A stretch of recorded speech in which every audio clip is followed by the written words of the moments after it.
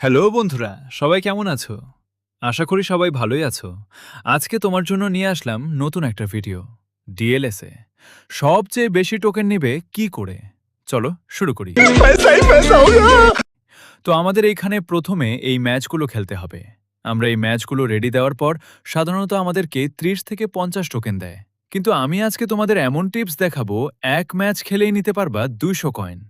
তো এখানে ম্যাচ শেষ করার পর আমাদের কে দিল 73 কয়েন। স্টুডিয়াম থেকে পেয়েছি 25 কয়েন। এখানে তোমাদের স্টুডিয়াম যদি মেক্স থাকে তাহলে তোমরা পাবে 50 থেকে 60 কয়েন। ম্যাচ বোনাস পাবে 35 কয়েন। যদি গোল 3টার বেশি দিয়ে ম্যাচ উইন হও তাহলে আরও এক্সট্রা গোল বোনাস পাবে। আর তুমি এখানে সব মিলিয়ে যত কয়েন পাবে ঠিক সেম কয়েন টেন তোমরা আবার অ্যাড দেখে নিতে পারবা। তো দেখো, তোমাদের 200 কয়েনের থেকেও বেশি হবে কয়েন। আবার ম্যাচ থেলে বের হয়ে এখান থেকে নিতে পারবে 30 কয়েন।